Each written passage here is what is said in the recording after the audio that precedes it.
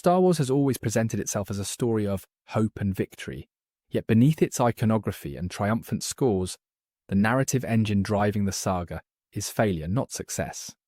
Because every meaningful triumph arrives only after something fundamental has already broken, and the galaxy is left scrambling not to win cleanly, but to survive the consequences of irreversible mistakes.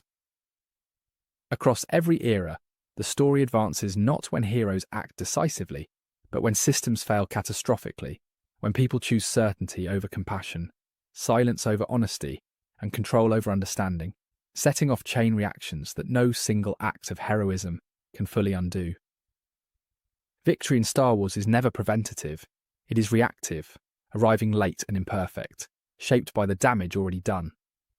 And this pattern repeats so consistently that it becomes impossible to read the saga as a celebration of success, instead revealing itself as a meditation on how fragile civilizations are once trust, empathy, and accountability erode. The galaxy does not fall because villains are powerful. It falls because institutions and individuals fail at critical moments, and the Force itself often feels less like a guiding hand and more like a silent witness to choices that spiral beyond repair. Each trilogy reframes this central truth through a different lens, but the through line remains constant. That collapse precedes heroism, and that what follows is not restoration, but mitigation, an attempt to slow the bleeding rather than reverse the wound. In the prequel era, the failure is moral at its core, embedded in an order that mistakes obedience for virtue and restraint for wisdom, allowing fear to quietly replace compassion while maintaining the appearance of righteousness. A transformation that occurs not through malice, but through gradual ethical erosion. The Jedi do not fall because they become cruel. They fall because they become rigid, elevating doctrine above discernment and procedure, above people, creating an environment where doing the right thing becomes less important than doing the correct thing, even when the two no longer align. This moral failure is most clearly embodied in Anakin Skywalker, whose descent is often misread as a fall into evil, rather than what it truly is, the collapse of guidance at the moment he needs it most, when fear overwhelms principle and no one around him is equipped or willing to meet him with empathy instead of judgment. Anakin is not failed by a lack of rules, he is crushed by their inflexibility, by an order that senses his turmoil, yet responds with distance, offering prohibition where reassurance is needed and silence where honesty might have changed everything. The tragedy is not that Anakin breaks the Jedi code, but that the code breaks before he does, revealing itself incapable of handling vulnerability without suspicion, or attachment without condemnation, leaving him isolated within the very institution meant to guide him. By the time the Republic collapses, the moral framework that sustained it has already hollowed out, and the rise of the Empire feels less like a coup than a natural consequence, power filling a vacuum left by ethical paralysis and systemic fear.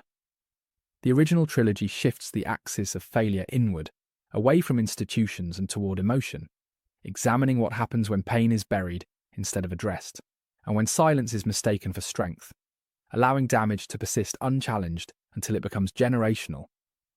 Characters suffer not because they lack courage, but because they cannot speak openly, forgive fully, or confront their own fear without retreating into roles that protect them from vulnerability, perpetuating cycles of harm that last decades. Darth Vader is not sustained by hatred alone, but by unprocessed grief and regret. A man trapped in armor both literal and emotional, unable to reconcile his past without destroying himself, and so choosing domination over reckoning. Luke Skywalker inherits this emotional legacy, and while he succeeds where his father fails in restraint, he does not fully succeed in integration, stopping violence without fully understanding the rage that fuels it, allowing suppression to masquerade as peace. Even Leia Organa embodies emotional failure, carrying loss and responsibility with composure so practiced that it leaves little room for grief, turning resilience into necessity rather than choice, and delaying healing in favour of survival. The emotional breakthroughs that define the trilogy occur late, after irreparable loss, after decades of silence, reinforcing the idea that healing in Star Wars is always reactive, always delayed, and always incomplete. This pattern does not resolve with victory. It merely shifts scale. Because while the empire falls, the emotional wounds that created it remain insufficiently addressed, setting the stage for repetition rather than renewal.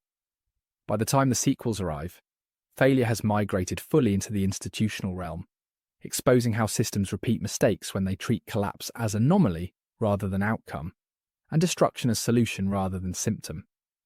The downfall of the empire does not dismantle the structures that enabled it. It merely removes the figurehead, allowing the same dynamics of fear, militarization, and neglect to resurface under new banners, proving that evil is not defeated when its symbols fall, but only when its mechanisms are understood and dismantled. Across all three trilogies, the pattern remains unbroken. Star Wars is not about heroes preventing disaster. It is about people responding to it, imperfectly and too late, doing what they can within the wreckage left by earlier failures.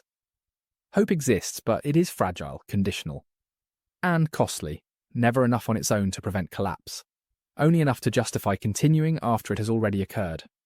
Failure is not a detour in Star Wars storytelling. It is the spine, the force that bends every arc toward consequence, and the reason victories feel bittersweet rather than absolute, because they do not erase what was lost, they merely allow the galaxy to keep going. The saga endures not because it promises clean triumph, but because it acknowledges that civilizations fall quietly long before they collapse loudly, and that heroism often means living with the consequences of mistakes you did not choose but cannot escape. When the three trilogies are placed side by side, a pattern emerges that reframes Star Wars not as a saga of triumph, but as a long echo of unresolved failure, moving from one layer of society to another, each generation inheriting damage it did not cause but never fully repairs, ensuring that collapse is deferred rather than prevented. The most telling detail is that no trilogy begins in a healthy state. Each opens in decline or decay, with stability already compromised and trust already eroded, meaning the story never asks whether disaster can be avoided, only how much damage can be contained once it is already underway. In the prequels, the Republic is not overthrown by force. It rots from inside, hollowed out by fear, masquerading as order and control, masquerading as safety. While the Jedi become administrators of decline rather than guardians of conscience, maintaining procedure as meaning drains away. This is why the moral failure of the prequels feels so quiet, so bureaucratic, because it is not marked by dramatic betrayal, but by accumulated small abdications, moments where compassion is deferred, discomfort avoided, and doctrine followed because it is easier than asking what justice actually demands. By the time Anakin Skywalker reaches his breaking point, the system around him has already failed every test of empathy it was designed to pass, leaving him surrounded by authority figures who sense danger but lack the moral flexibility to respond with anything other than restraint and reprimand. The tragedy is that the Jedi believe they are preventing harm, even as they are actively incubating it, mistaking emotional suppression for stability and distance for wisdom, creating an environment where fear is not addressed, only managed until it, inevitably, metastasizes. When the Empire rises, it does not replace a just system, it formalizes an unjust one, stripping away the pretense of moral restraint while preserving the mechanisms of control, revealing that the true failure was never Palpatine's ambition, but the Republic's willingness to trade ethics for order long before he seized power.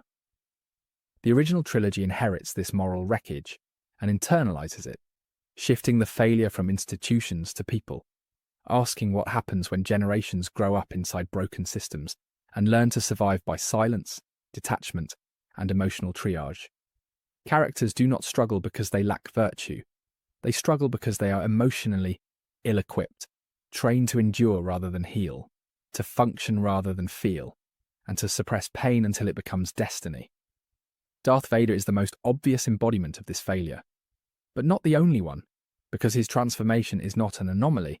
It is the extreme endpoint of a culture that taught repression as discipline and obedience as virtue.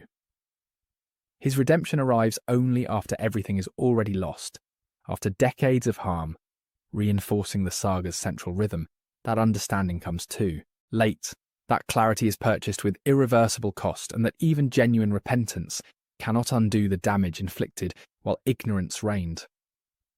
Luke Skywalker represents a partial correction rather than a resolution, stopping the cycle of violence without fully dismantling the emotional habits that produced it, achieving restraint without integration and peace without reconciliation.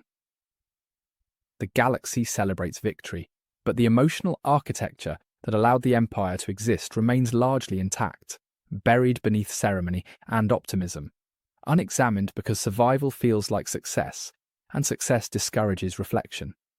The sequels expose the cost of that avoidance by shifting the failure outward again, from individuals to institutions, demonstrating that removing a tyrant does not remove tyranny if the underlying systems are left untouched, and the lessons of collapse are never fully absorbed. The New Republic does not fail because it is attacked.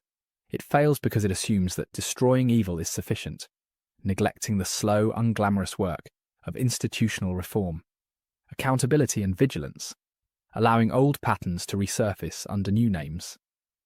This is why the rise of the First Order feels less like a twist and more like an indictment, a proof that the galaxy learned how to survive oppression, but not how to prevent it, mistaking victory for transformation and closure for change. Across all three trilogies, failure is never singular. It is cumulative, each era inheriting unresolved questions from the last, each generation attempting to manage consequences instead of confronting causes, and each victory arriving just late enough to ensure the next collapse. Star Wars therefore functions less as a heroic epic and more as a cyclical tragedy, one where hope persists not because failure is avoided, but because people continue to act meaningfully within it, even when they know they are cleaning up damage rather than building utopia. This framing recontextualizes the Force itself, not as a guarantor of balance, but as a mirror reflecting the state of those who wield it, amplifying intention but never correcting error, present throughout the saga, yet rarely intervening to prevent catastrophe. The Force does not stop the Jedi from falling, does not stop Anakin from breaking, does not stop the Empire from rising, because Star Wars is not a story where cosmic justice overrides human failure. It is one where power magnifies consequence rather than negates responsibility. What endures is not victory, but continuity, the fragile persistence of meaning after collapse, where heroism is defined not by preventing disaster, but by choosing not to become numb to it, by caring even when caring has already proven insufficient. This is why Star Wars remains resonant, because it refuses to present failure as a detour, instead embedding it at every level of the narrative, personal, relational, and systemic, and asking whether hope still matters, when it arrives too late to save what was lost. The answer the saga offers is not comforting, but honest, that hope does not erase failure, it only makes survival worthwhile. And that progress in such a galaxy is measured not by perfection, but by whether the next generation is given a better chance to confront what the last one avoided. In the end, Star Wars is not about winning wars, restoring orders, or defeating evil once and for all. It is about living in the aftermath of mistakes that reshape the galaxy, and deciding whether compassion, reflection, and humility can survive where certainty and control have failed. Thank you for watching. Be sure to like, subscribe, and hit that share button. My main channel is Critical Analysis Hub, where I post Star Wars content about the movies.